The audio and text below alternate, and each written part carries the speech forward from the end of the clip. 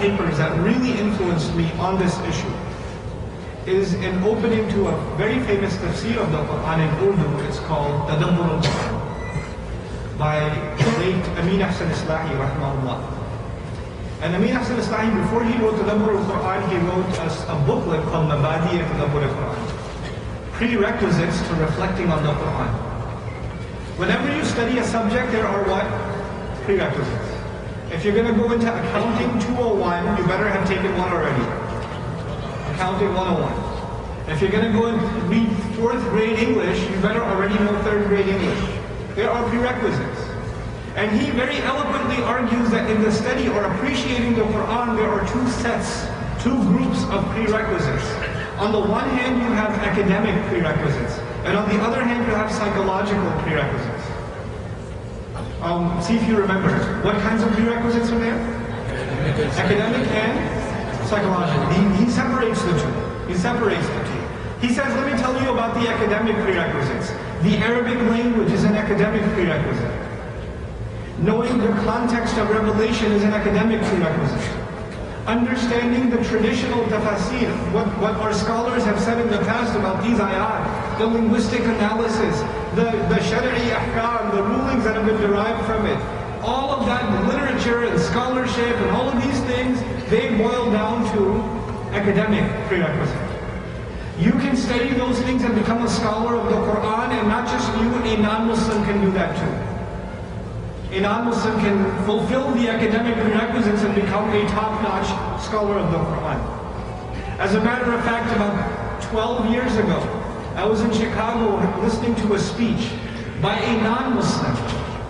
A non-Muslim was invited to, I still remember the Foundation Masjid in Chicago, a professor of Islamic studies from Hartford Seminary in Connecticut. And he came and he spoke for 20 minutes.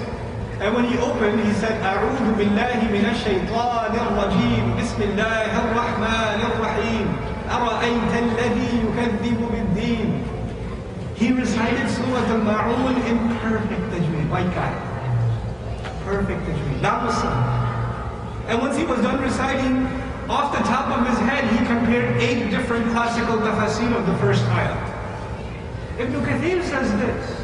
And 2 centuries before him, Fulan and Fulan said this about this ayah. And he's quoting the original Arabic text. Most of us sitting in the audience are like, whoa. That guy? And even one uncle from the audience couldn't help himself. Raised his hand in the question and answer session. Got him, why aren't you Muslim? I mean, you say, oh no, come on.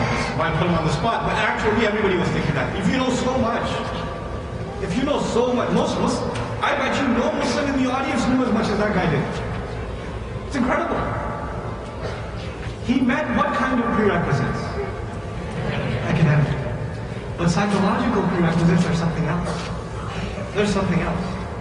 And a lot of times when we try to study the Quran and understand the Quran, or try to fulfill the prerequisites of the Quran, like the study of the Arabic language, whether you're studying it for 10 days, or you're studying it for 10 months, or you're studying it for 10 years. You know what happens a lot of times? We keep our attention on the academic prerequisites, and our attention goes away from the psychological prerequisites. They're the ones that get ignored, because they're not mentioned in the book of Ulum al-Quran. They're not mentioned under Ulum al-Tafsir. Here are the attitudes that you have to have. Here is the mindset you must have. All that's mentioned is understand Asbab al-Nuzul, understand Ahkam al-Tajweed, understand the Qira'at, understand the language, understand this, that. All the academic prerequisites are listed. But none of the spiritual, none of the psychological prerequisites are mentioned. They're not listed. I mean, we're not given that essentially. We're just told to have the right intention.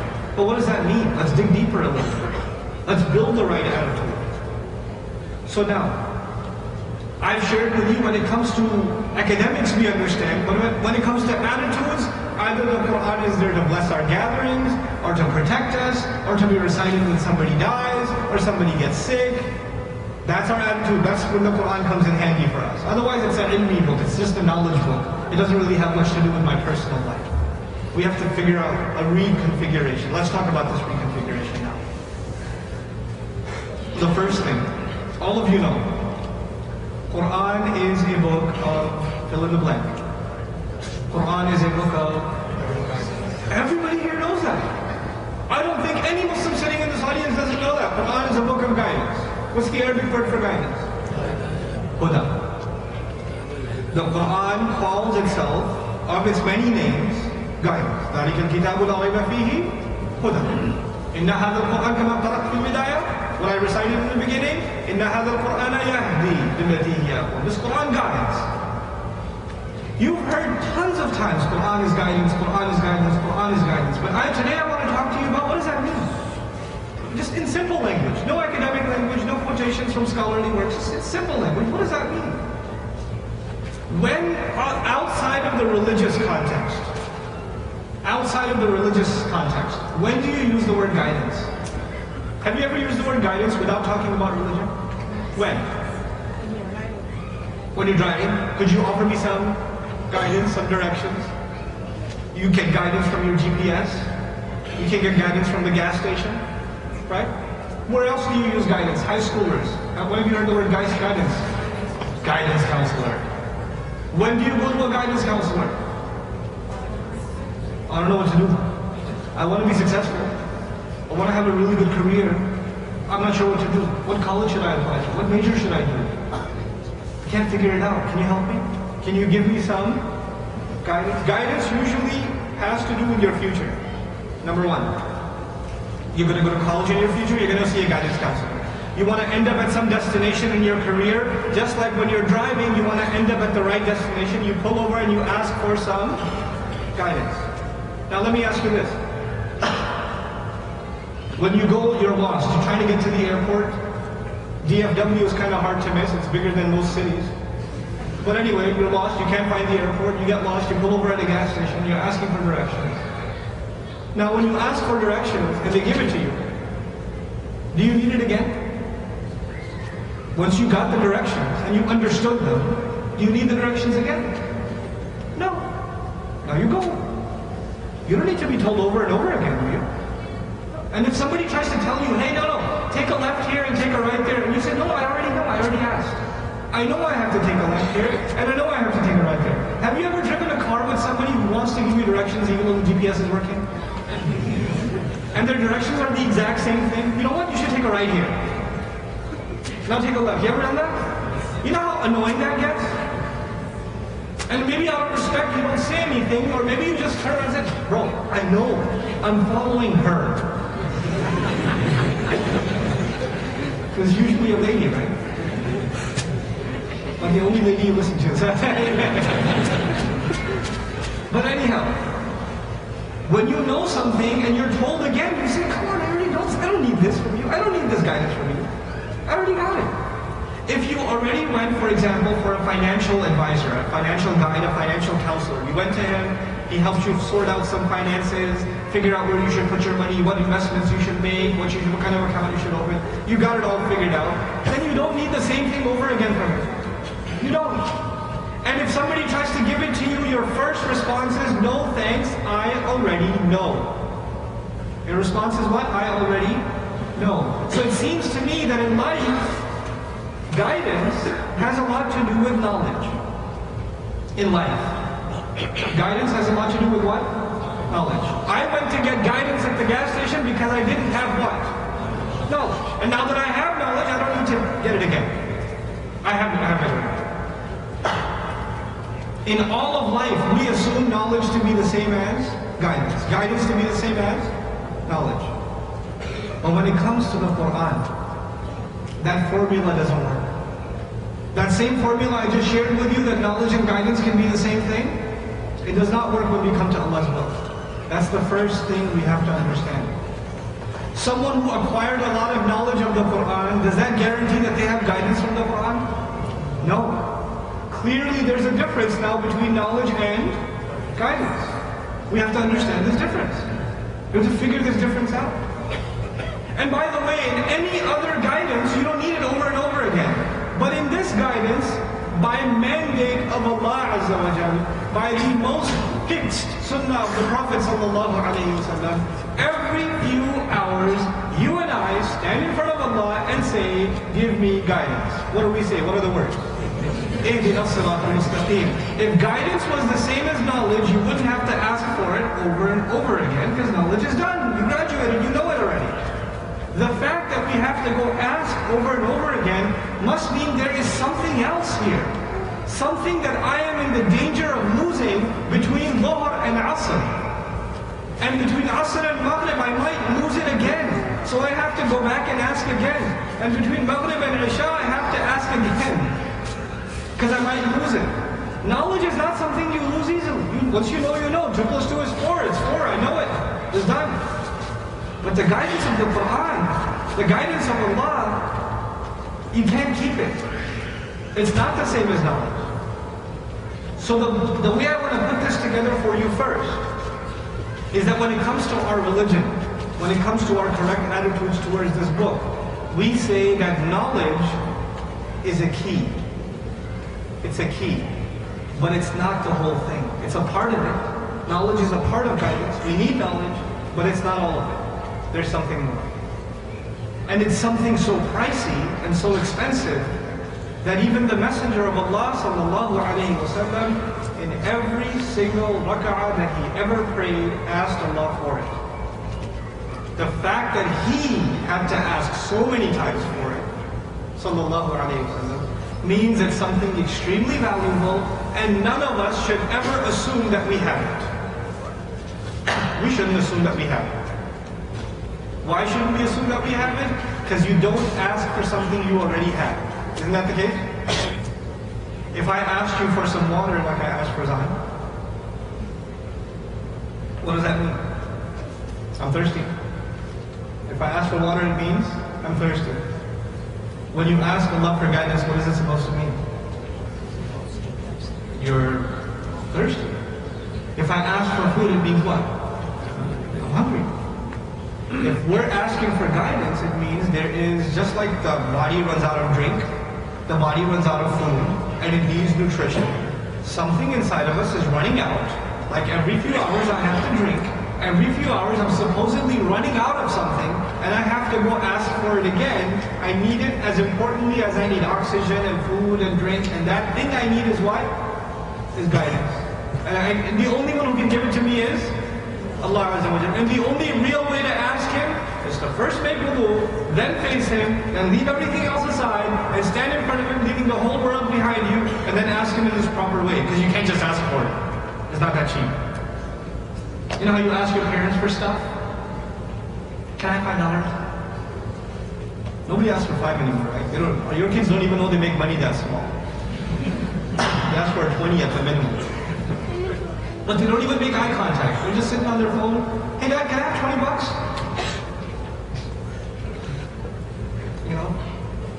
And I'm like, when they're done, Dad, excuse me, I thought I asked you for $20. There's something wrong with your attitude when you're asking, right?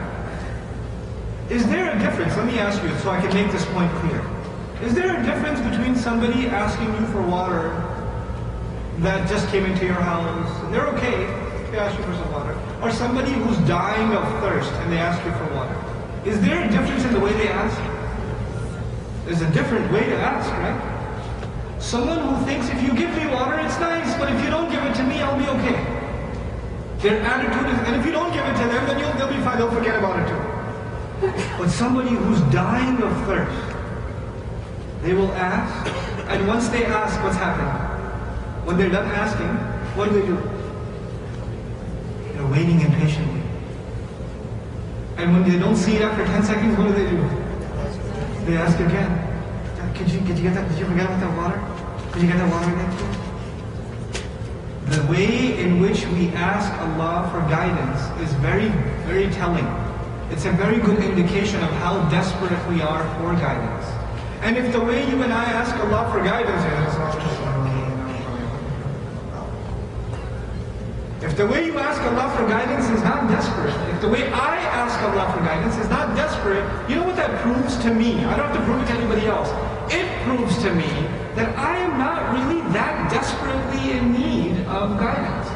If you send it to me, well and good. If not, I'm doing okay. Everything's fine. The first thing that has to change is our desperation for guidance. We have to feel a desperation for guidance. This thing is so valuable, Allah doesn't just give it to whoever wants it. You don't just casually ask for it. You have to have a certain way of asking. There's a certain way you and I have to build. And that has to happen in what institution? In Salat. In Salat, we have to stand and ask Allah for guidance in the most desperate way. That attitude needs to be there. It's hard. It's hard for me and it's hard for you. I'm not saying I've mastered it, not even close. We're all in the same boat here. This reminder is as applicable to you as it is to me. You know, nobody's in a better position than anybody else. This is something we all personally really, really need to work on. Let's take another step now. The first thing was desperation. We have to be desperate and intense in how we ask for guidance. But what is guidance? In easy definition. I know I really need it. I know I should ask for it a lot. I know I can't own it. I can be given it, but it can be taken away at any moment. It's a treasure that you can't, once you earn it, you can't keep it. It can go away. So you have to keep asking for it. Muslim or not, doesn't matter. But then what is it? Essentially, guidance boils down, for you and me, practically speaking, guidance boils down to choices. That's what it boils down to. Between Dhuhr and Asr, I'm driving back to the office. There's a billboard. I have a choice to look or not to look. There's a song playing on the radio. I have a choice to listen or not to listen. There's a friend calling, backbiting about another friend. I have a choice to carry on the conversation or end the conversation. There's a fight going on between me and my in-laws. I have a choice to end the fight or keep the fight going. Keep the fuels of my anger burning. All of my life boils down to choices. Do or don't do. Look or don't look. Text or don't text. Post or don't post. Email back or don't email back. Watch the video or don't watch the video. Go to the movie or not go to the movie. It's all choices. Yes or no. And you know what? Guidance is, practically, right before you make any choice, you turn back to Allah and say, what's the right choice? Could you guide me? Could you guide me to the right choice? And then every choice you make and I make, we turn back to Allah and we seek His counsel and then we make a choice. That's guidance. Do choices happen just once a day? How often do we make choices? Literally every second. Every second we're making choices. When do we need guidance then? Every second. Every second we need guidance. Is it easy to forget that we need guidance? In a lecture you will be told you need guidance. In a book you will be told you will need guidance. But in life, when you're not sitting in the masjid, when you're at work, when you're hanging out with friends, when you're on campus, when you're in the car, you know, when you're at the hotel, when you're in different places, that's when it will be proven whether you seek guidance or not. The second distinction I want to make for you, the first was knowledge and guidance are two different things. Remember that? The second distinction I want to make for you is being Muslim and being guided are two different things. They're not the same thing. Alhamdulillah, Allah guided all of us to Islam. Alhamdulillah. That does not mean that we are guaranteed guidance. That means we made our first guided decision. Guidance boils down to what I said? It boils down to choices. Becoming a Muslim or being a Muslim is one good choice. It's not the only choice in life. It's one choice. And that good choice of becoming a Muslim opens the doors to all the other good choices in life. But that does not mean you'll always be making the right decisions. And I'll always be making the right decisions. Now, the 2 points I've made thus far is we have to be desperate for guidance and we need it all the time. And we can't own it. That's the basic points I've made with you so far. What is the relationship between this and the Quran? The Quran is basically my counselor, my advisor, my source for guidance. I recite the Quran and I'm not thinking, but knowledge is one thing. I should understand the grammar, I should understand the language, I should understand the tafasir and all of that stuff. But at the end of it all, I'm learning all of that only for one reason. I want to make the right choices. You know what happens to people that study religion? Not just our religion, any religion. And this is true of our people too. When we study religion, we study fiqh, we study aqidah, we study Quran, we study tafsir, we study religion, and we forget that the reason we're studying it is to make the right choices. It just becomes learning for the sake of learning. That's a major problem. The reason we are learning is to make better choices. So if you've been studying the Quran, brother or sister, and yet your relationships at home are just horrible. They're horrible. You've been studying the Quran and you're still as lazy as you were before you memorized Surah Al-Baqarah and after you memorized it. You are still as mean. You are still as impatient. You're still as oblivious as you were before. Then the only difference between before and after is the difference between a parrot that memorizes certain lines and after is still a parrot. You can be a really bad person without knowing Arabic, and you can still be a really bad person after knowing Arabic. Arabic doesn't make you a good person. Arabic is on the academics. Evil people can be academic too. It's the other side. It's the attitudes. The attitudes that have to experience a change. So I want to talk now about the Quran's particular role as guidance. We already talked about the importance of guidance itself. But the Quran's role in guidance. Quran is supposed to be recited every single day, multiple times in our salat, so that Allah gives us a sermon, He gives us some guidance. And if you are of the Muslims that are sitting in this audience, and probably that's the case for most of you, that when you recite the Quran, or when the Quran is recited to you in prayer, you don't understand it, then you need to compensate. You need to compensate by studying the Quran outside of salat. The original intention in the religion, the original idea of the religion is your relationship with the Quran is supposed to be maintained in salat. But if that's not happening for you and you don't understand what's happening in salat, then you have to compensate for that until you learn better. Until you learn better, you have to become a student of the Quran. So now my advice to you is, what does it mean that you and I are becoming students of the Quran for the purpose of guidance? Students of the Quran for the purpose of guidance. Number one thing, priority. My teacher used to give this example to me. He used to say, if I was to pay you $1, he hands me a shovel, and I'll pay you $1. Dig a hole here, 10 feet deep. How long would it take me to dig a hole 10 feet deep? The whole day. How much is he going to pay me? $1. Then he takes another student. He says, dig a hole. How deep? 10 feet deep. I'll give you $50,000. Who's going to dig faster? Is there a difference in the digging? Who's going to take a break and who's not going to take a break? Who's going to say, I got no time, man, I'm busy right now? And who's going to say, hold on, can I do this later? I got a phone call. You see, there's a difference in attitude, right? Why is there a difference? They're both doing the same job. Why is there a difference? Tell me. You get something more out of it now. You get something more out of it. If you get something more out of it, it will get your attention, it will get your time, it will get your effort. Isn't that true? The fact that you guys are cramming the night before the exam. Medical students become medical patients before the exam. You know. They study so hard.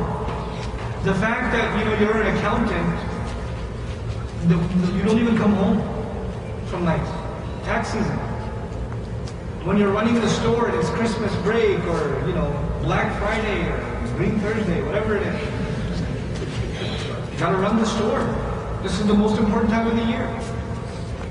When you have the green card appointment at 8 a.m. and you show up there at 9 p.m. the night before.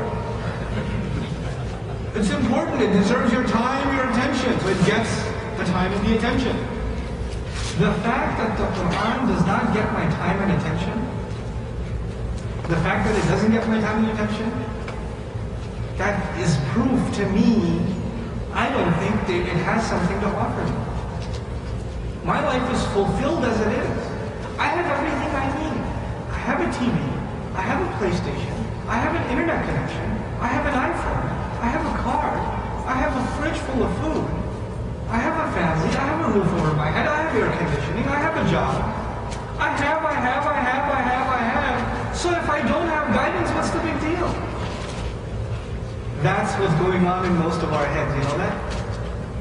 The reason we're not making time for the Quran is we don't even see what's the big deal. What am I going to get out of it anyway that I don't already have? Everything's fine. You and I have to start seeing life differently. We will not get out of the Quran anything except what we put in. The Quran is not the Reader's Digest. It's not some blog that you visit once in a while and you read it casually a little bit. The Quran is a serious read for my own life. Our seriousness towards the Quran. How big of a priority it is. It has to change. And if you just woke up to that now, maybe you woke up to that recently, and you feel like you've been robbed of it your entire life, and only now you get to realize what this Quran is. I never even knew. I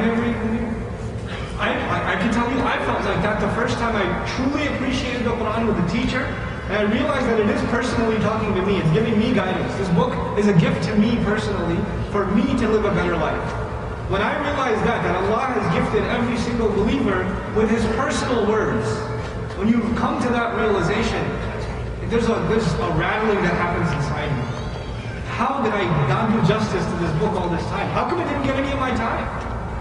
How come I started falling asleep every time I recited it? How come that happened to me? I have done so much wrong to this book. It deserves so much better from me. This amazing gift. You ever give a gift to somebody?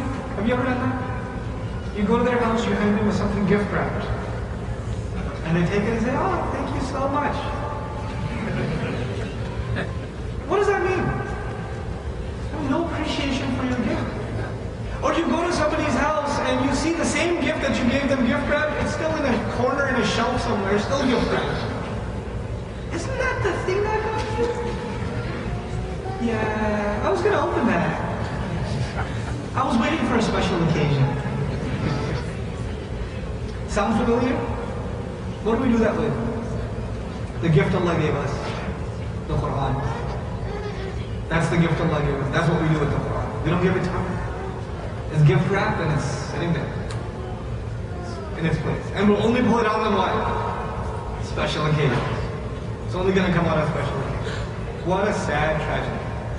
Now let's say you come and I come and we say, Ya Allah, we're going to change our attitude. I want guidance from this Quran. I want to learn it. I want to fulfill its academic prerequisites, not because I want to be an academic, not because I want to show off my knowledge, because I want to make the right choices in life, because I want guidance. Ya Allah, I'm coming to this book with the right attitude. You know what's going to happen? You're going to notice something. The Quran is a lot like a mirror. The Quran is a lot like a mirror. When you start reciting Quran, you start seeing yourself. قَدْ أَفْلَحَ الْمُؤْمِنُونَ. Believers, true believers have already attained success. Oh, maybe I'm a true believer, I should read on. الَّذِينَ هُمْ فِي صَلَاتِهِمْ خَاشِعُونَ. I don't think I'm overwhelmed in prayer. So the first time I said the true believers are the ones who are overwhelmed and they're in awe of Allah when they're making salat especially. My salat is more like cardiovascular exercise. So I don't, maybe I should cross that one out. I didn't need that prerequisite. Maybe the next one. وَالَّذِينَ هُمْ لِلزَّكَاةِ فَاعِلُونَ. They're constantly trying to purify themselves. Yeah, that's not me. Okay. Maybe the next one. وَالَّذِينَ هُمْ عَنِ اللَّغْوِ مُعْرِضُونَ. They stay away from useless conversation, useless activity.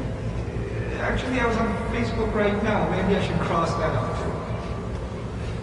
Man, one after the other, you start saying, I should meet some of these qualifications, shouldn't I? Because Allah says, these are the people who attained success. You don't just read that, you're supposed to see yourself in that. Where do you stand? Where do I stand? You don't just learn the grammar of it and say it's a jumla fi'liya, and aflaha is the fi'il and al-mu'minuna is the fa'il. You don't just do that. You and I are supposed to see, where do I stand in this book? What does my life look like? That's the difference between someone who just looks at the Quran for academics and someone who looks at the Quran for guidance in life. But now when you start seeing, do you notice there's a difference between what the Quran wants and where you and I are in life? Do you start noticing a difference? Seems like Quran is going this way and we're going that way. So immediately you realize I need to make some changes in life, right? You realize you need to make some changes in life. Are any of us going to change overnight?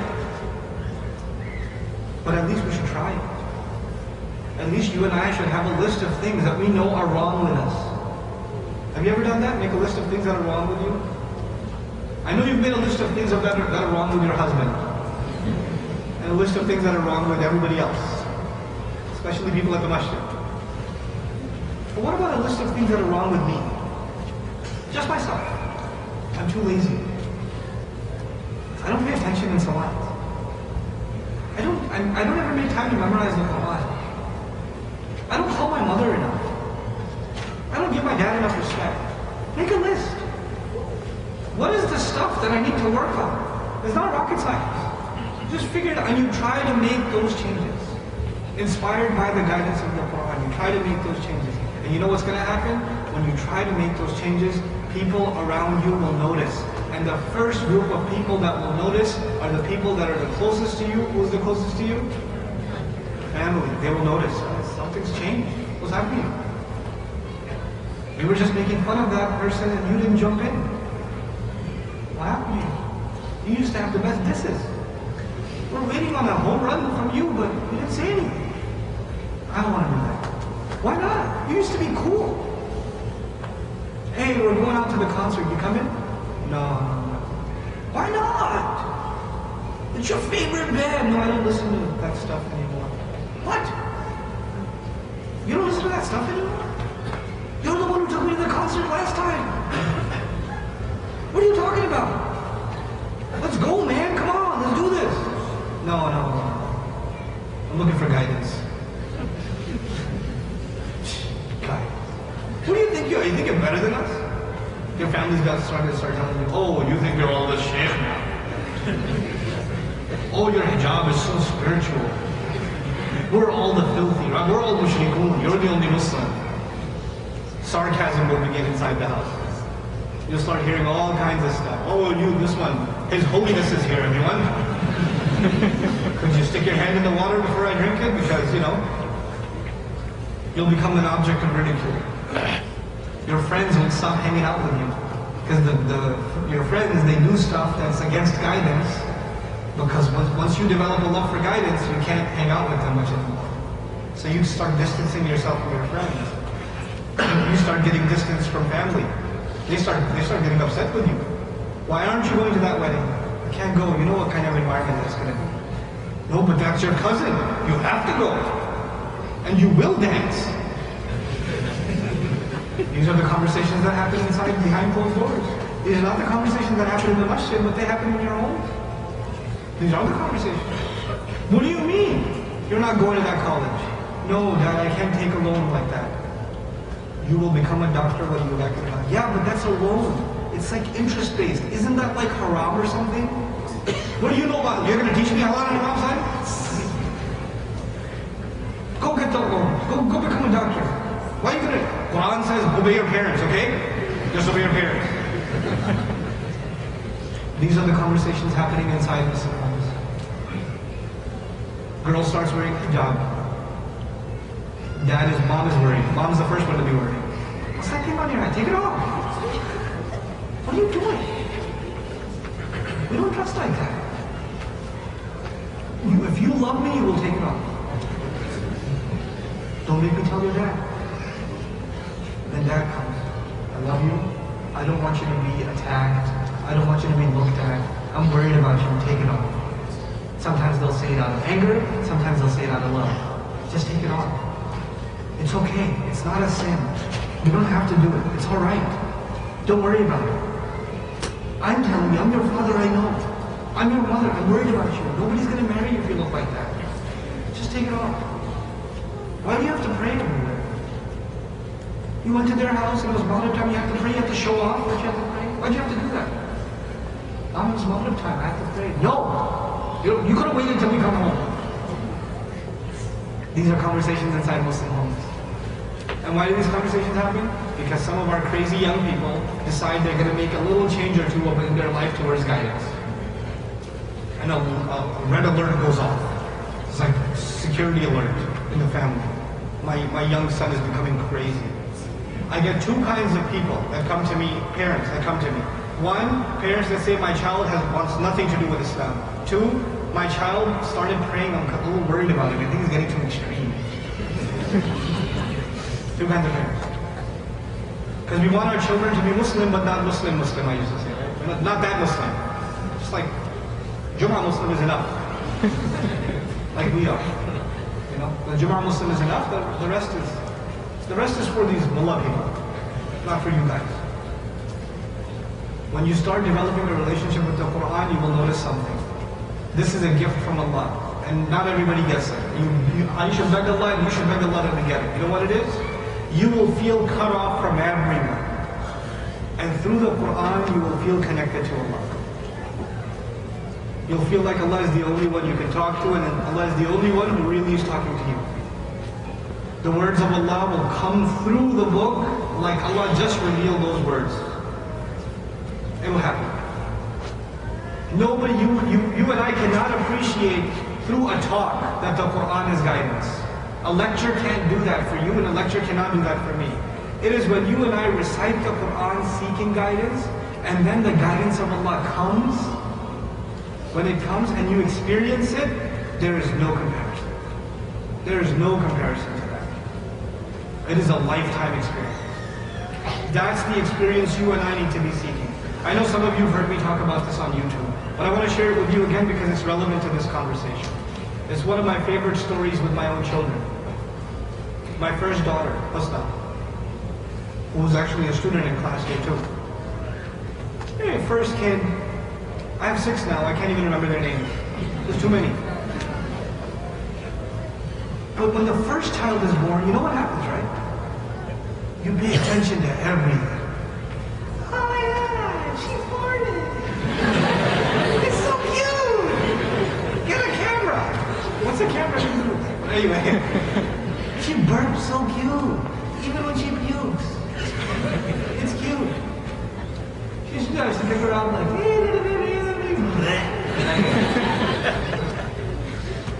and I didn't get disgusted. I was like, oh, that's so cute. And this kid, I'm making salat at home, this kid is crawling around, and I can see it from the corner of my eye, because, you know, even though we spread a sajada, musalla, and it's a rectangle, our eyes work beyond the rectangle. It's not like all you see is the rectangle, you have peripheral vision. So from the corner of my eye, this kid is just sitting around, and all of a sudden, hands on the floor, and she's standing for the first time. And she's kind of shocked herself, she doesn't know what's going on here. She's looking straight at me, I know it. Your first child standing up for the first time, exciting moment or no? Oh man. Oh man. And I was in Salat. And in Salat, I just did.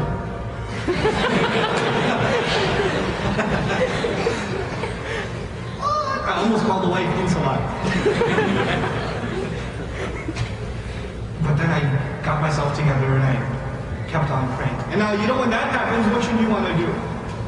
If that happens, you should want to finish your salat and get to it. Just get it done. So I was in the middle of reciting and I kept on reciting. Just to finish up. It happened to be I was reciting Surah Al-Munafiqun. Allah Azza wa Jalla says in the ayah I recited next, Ya ayyuhal ladhina amanu la tulhikum amwalukum wa la awladukum an dhikrillahi wa man yaf'al dhalika fa ulaika humul khasirun. Those of you who believe, don't let your monies and your children distract you from the remembrance of Allah, and whoever does so are the ultimate losers.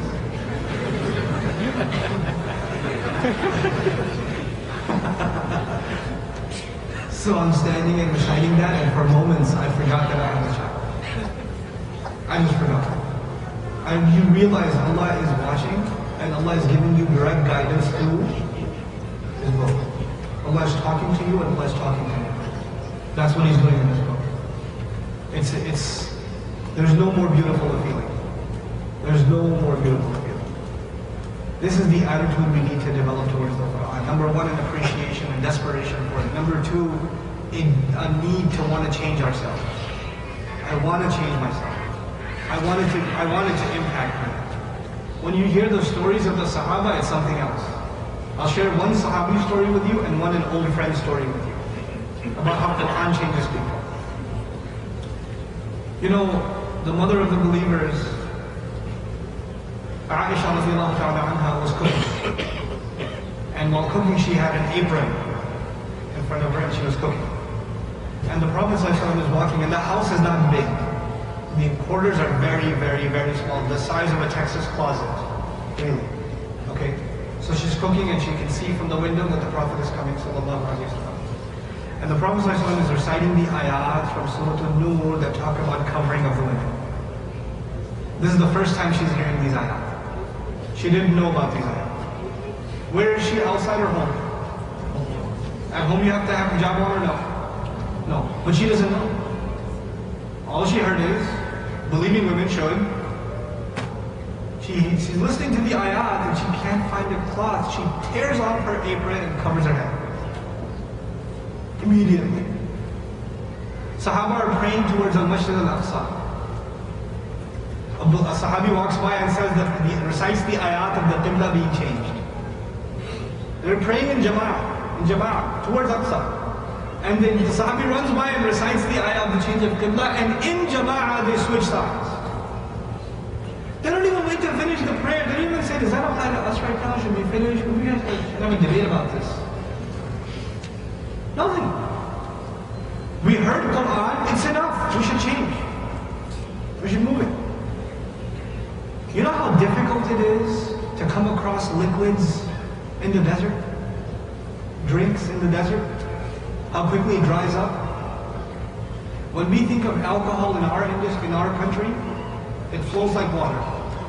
It's available in the mountains of it or in Walmart, right? But back in Arabia, when you squeezed wine and you made khamr, it's expensive. Why? Because you don't have a lot of food to begin with. It's a commodity. It's a really expensive asset. The ayat of khamr come down. The ayat of the prohibition of alcohol come down. And Sahaba have finished drinking it, and they start gagging their mouth so they can throw it up. Not like, oh, I won't do it again. Oh man, that was too soon, too close to the ayat. I should gag and throw it up. SubhanAllah. The entire streets are filled. These are Sahaba stories. What about our times? I used to live in Long Island. There was a Puerto Rican fellow from the neighborhood who came to the masjid and became Muslim. And he used to live with his girlfriend, had a baby with a girlfriend too. Christian guy. Came to the masjid, started learning salat. Then one day in the middle of conversation, he was talking to the imam and said, yeah, my girlfriend, I'm trying to give her Islam. You know, a little hard. And the imam says, I'm sorry, you have a girlfriend? He goes, yeah, we have a baby too. He says, I don't think you can be with her as a Muslim. You have to get married. And he goes, what do you mean I can't be with her? That's my girl. He doesn't know. He doesn't know. All he knows is Islam is one God and you have to pray. He doesn't know all the rules. So as a polite gesture, the imam opens up the Quran and shows him certain ayat. La taqrabu zina.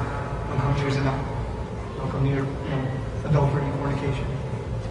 Any relationships outside of marriage. Okay. He listens to the ayat and he leaves. He's there every morning at Fajr. Every morning. And after about a couple of weeks, he asked one of the brothers, do you have some space in your apartment I can rent? Or in your house, a basement or something I can rent? Because I was looking, and he said, don't you have a house right there? He goes, yeah, but ever since I heard this ayah, I've been sleeping in the backyard. But winter is starting. So I was hoping I could rent a place. SubhanAllah. Quran comes, and if you really think of it as guidance, you will change. You will change. These are not stories of old times, this is happening now. This even happens now. We are the gifted ummah of the Quran. Bani Israel lost their book. They lost their book. The Nasara lost their book. They have pieces of their book. We have the entire book. And the entire explanation of the book by the Prophet himself in his practice, sallallahu alayhi wa sallam. What more can we ask for? The only thing missing from this picture is you and me. That's the only thing missing. Get ready for Ramadan. Start making time for the Quran from now. Start memorizing a little bit of it every day. Start listening to some tafsir of the Quran, some explanation of the Quran. And I recommend listening over reading, because in reading you get sleepy. In listening you're stuck in the car anyway. So listen to tafsir. Listen to Quran explanation, especially explanation of surahs you've already memorized. And every time you listen and learn something, even if you don't take notes, even if you don't memorize everything that was said, at the end of it all, ask Allah to make that a means of guidance. Because that's the bottom line. That's why we're doing all of this. There's no other reason to do this. There's no other reason. Those of you that studied Arabic these 10 days, may Allah Azza wa Jal make it count as ibadah for you and me. And may Allah Azza wa Jal make it count towards us fixing our attitudes towards the Quran, really taking it as counsel, really taking it as guidance. May Allah Azza wa Jal bless you, me, and our families to make the right choices in life. Make the right choices based on the guidance that Allah Azza wa Jal has revealed. May Allah Azza wa Jal put in all of us a love of the Quran. And may Allah put in us a feeling that a day goes by without reciting Quran, we should feel like we're missing a family member. Like you miss your child, you haven't seen them all day. You miss a loved one, you haven't seen them. We should feel a loss of the Quran, like that I miss the Quran. I need to go and pick it up and read it. This Quran should become my companion, my best friend. You know, my associate, my helper in troubled times. The only one I can talk to sometimes. That's what this should be. When nobody else understands you, Allah understands you.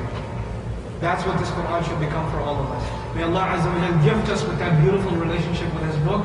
And may Allah Azza wa Jal reward us more and more and more and make our studies of the Quran and our learning of the Quran and our application of the Quran easier and easier and easier for us only because we want His guidance. The last bit, and I'll leave you, inshallah ta'ala. What is the most repeated quality of the Quran mentioned in the Quran? Do you know? Other than guidance. Not mercy, no. Other than guidance, what's the most repeated quality of the Quran mentioned? Zikr. You're right.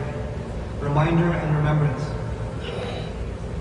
I told you in the beginning of this talk, when somebody needs guidance, when somebody needs directions, they don't need them over and over again, huh? But the Quran's guidance, you need it what? Over and over and over again. Never sit in a dars, never sit in a khutbah, never sit and listen to an ayah of Quran and say, oh, I already know this. I already got this. Because it's not being given to you for knowledge, it's being given to you for remembrance, reminder. فَذَكِّرْ إِنَّ فَعَتِ الذِّكْرَى. Reminder has benefit. ذَكِّرْ بِالْقُرْآنِ مَنْ يَخَافُ وَعِيدٍ. Remind with the Quran whoever fears my promise, my threat.